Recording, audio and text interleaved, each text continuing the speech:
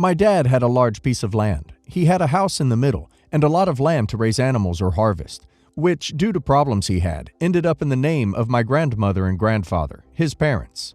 My dad allowed them to live there for many years, until my grandparents were a certain age and their health did not let them. They both went to the city, about 3 hours away, to live with one of their daughters, my dad's sister, and my aunt.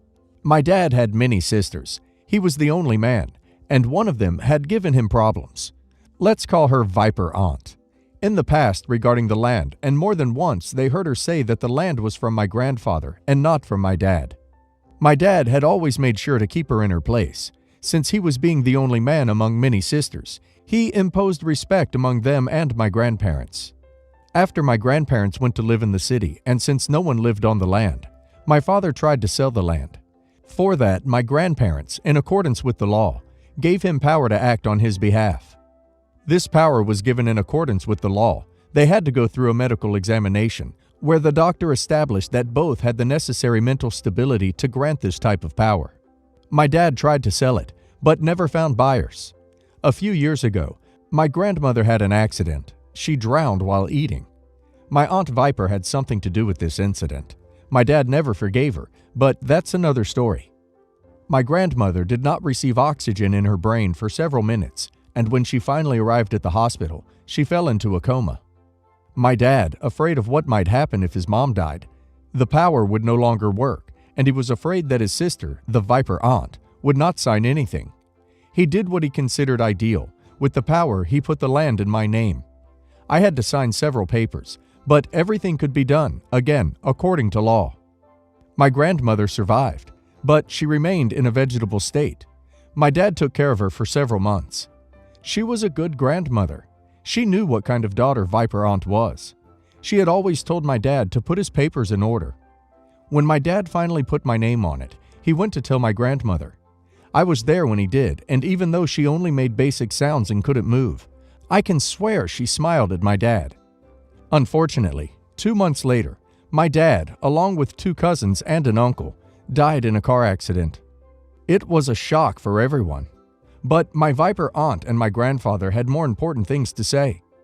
Things like why they put a shirt without ironing to my father's corpse, why we made the funeral there, that the coffin that my mother chose was simple. I even heard that they wanted to transfer him to another cemetery without our consent. It was the same when we did the Mass. My grandfather complained about what we decided to serve for dinner, and to include all the relatives we have. It was going to be for almost 200 people. Food for 200 people, saying that his son deserves more and that we must hire a band. Yeah, sure, because we were made of money. I didn't want to do everything my grandfather said. My father was a simple man. He used to say that he didn't want to party over his death. He used to think that it's more important to show affection when we are alive. He was a great father. But my mother didn't want to confront my grandfather or my aunts. So we made the Mass the way he wanted. He still complained about how, when he dies, he wants a huge party with a good band and great food. After that, we continue visiting my grandparents. My grandmother never knew that my father had passed away. She died months later. Now is when it gets interesting.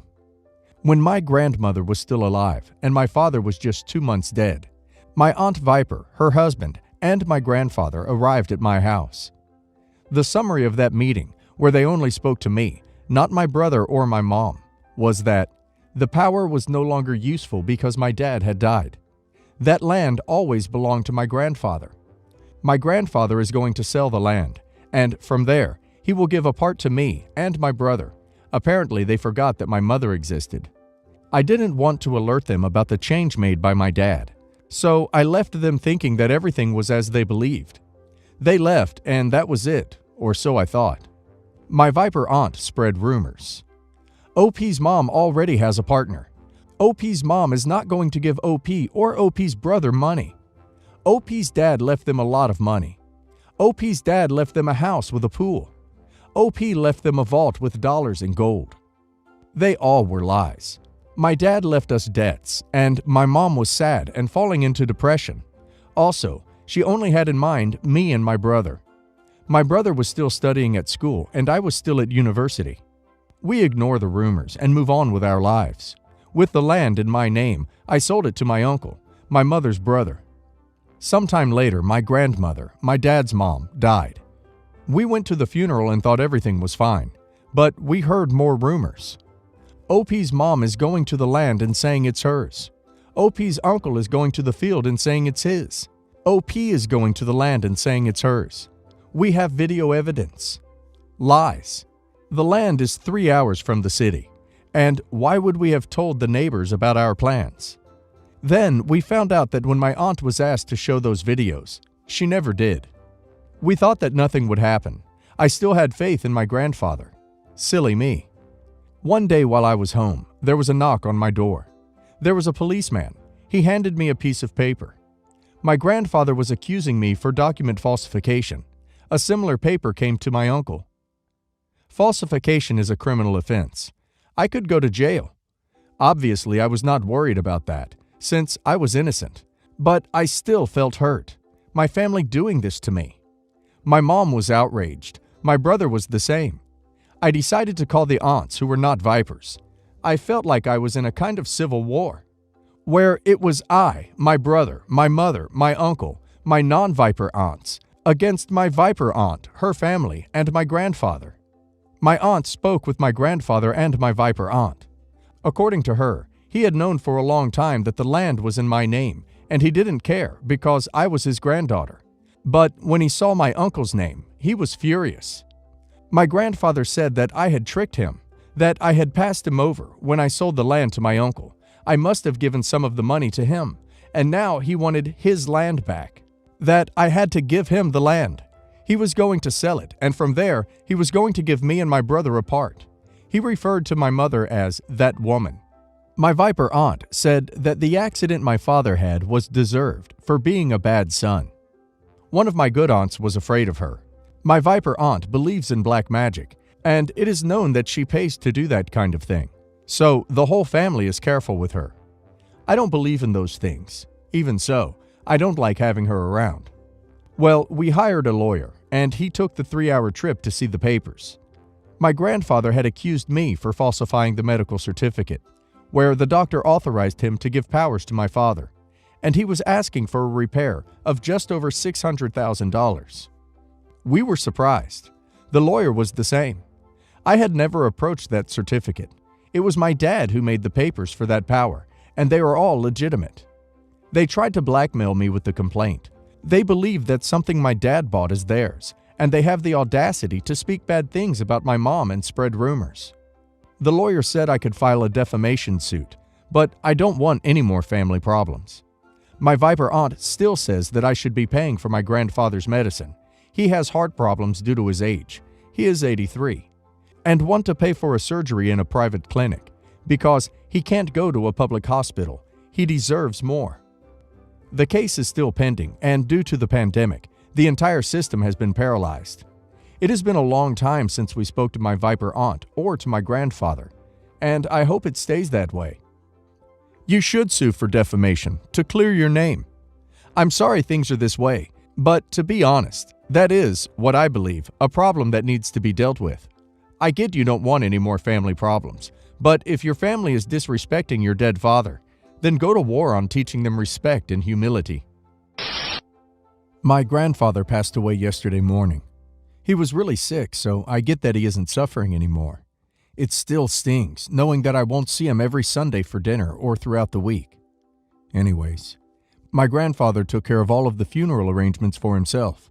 He paid for it, chose the funeral home, and basically picked the date. It takes a lot of stress off my mother, who has power of attorney, and is the most reliable woman I know to get stuff done. My uncle, however, is not that way. He can look at something and know the value of it on the spot, or he can think of someone he can sell it to. He is a wolf in sheep's clothing, and his kids are even worse. My mom and uncle get to the hospital yesterday morning, and my mom asks my uncle to go to my grandpa's house to pick up the folder which has all the funeral arrangements in it. Basically, a step-by-step guide on what to do after grandpa passes. My uncle agrees and goes. This is at 7 in the morning. My father, siblings, and I arrive at the hospital at 11 a.m. to say goodbye to my grandfather. About 5 minutes after our arrival, my mom gets a call from my uncle saying that there's $10,000 worth of silver coins missing from the safe. Oh, and I can't find the folder. What the duck? He was sent 4 hours prior to swing by the house and find the folder and come back. He has been at my grandfather's house going through the safes, which don't hold any documents. My grandpa put all documents in a filing cabinet in the same room.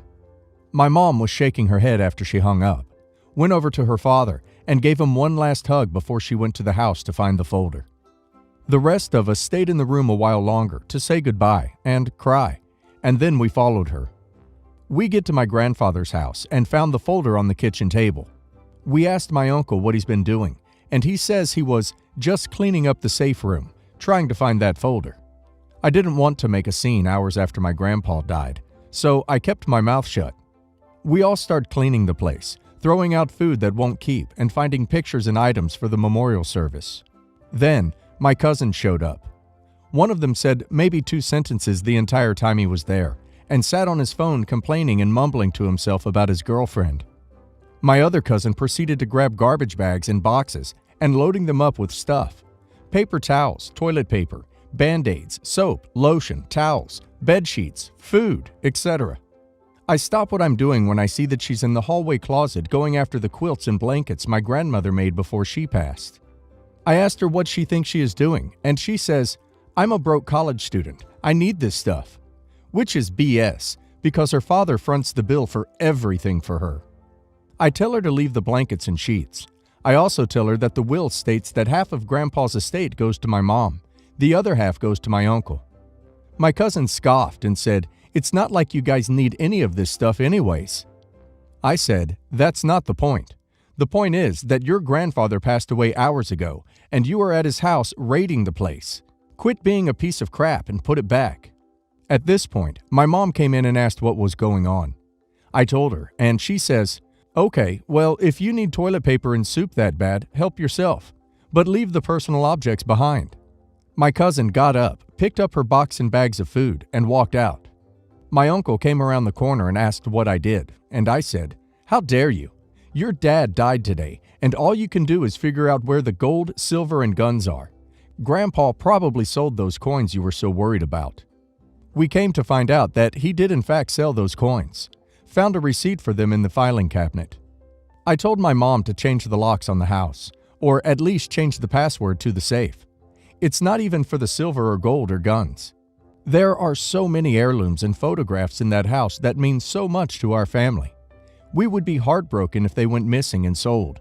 Christmas is supposed to be about coming together and putting aside differences. That's really hard to do when you have vultures in your extended family. We shall see what the next few weeks bring. What pieces of crap those donkeys are. These times are rough enough without unnecessary BS. I hope you'll change the locks. I'm a nurse and have been working more hours for the past 6 months to be able to save money to fix the ceiling in our house. I've saved up to $8,000 in my account, and since my husband hasn't worked since 2020, I'm trying to balance rent and utilities payments. My husband is a golf enthusiast, and so are his friends. Only difference is that all his friends are well off, and they can afford expensive golfing gear and trips. They mentioned wanting to go on a golfing trip next week and invited my husband, but he initially refused. Though he really wanted to go, but complained about how his friends bought fancy golfing gear while he has all his old gear. He asked if I could lend him $6,000 so he could buy a set of golfing clubs, but I refused because $6,000 for a set of clubs is crazy expensive, especially for someone who doesn't work. He got upset and accused me of holding his employment over his head when he couldn't help it. Anyway, I thought we were over this argument, but I had discovered that he had pulled the $6,000 out of my account and purchased the set behind my back. I went home and exploded on him. He swore he'd return the money once he gets back from his trip, but I told him he had no right to take the money and spend it on a set of clubs while the ceiling needs fixing. He said the ceiling doesn't require $6,000 either, but the kid's room was affected too. I demanded that he return the set or pay me the $6,000 right there and then. He told me I was being unfair to him and that he's feeling stuck because his friends can afford to buy whatever, while he's being yelled at for wanting something for himself for once. I told him to get a job and buy himself whatever. He tried to tell me he'll pay me when he finds a job, which is after he gets back from his trip, but I refused. He kept begging me to let him just go on the trip, and we'll figure it out later, but I said no. If it wasn't for something as important as the ceiling, I would have maybe waited, but he's saying I'm A and controlling of his life. Edit. People that are suggesting I return the clubs myself. I can't, because he never brought them to the house. I've never seen them, and I don't know where he's hiding them. I suspect his brother's house, but I'm on really bad terms with him and can't go to his house. So the argument now is just him pushing to get me to stay quiet till he gets back from the trip, but I'm putting my foot down and refusing. Not the a-hole. This is a massive red flag. He stole from you. $6,000 is a lot of money, and he's not working. How on earth is he going to pay you back? The fact that you are working your butt off to repair the ceiling, which is a major need, and he thinks that golf clubs are more urgent than home repairs, really shows how childish he is. Not the a-hole. He is a father with a house that is falling apart. His wants and fun go out the window in the face of his family's needs.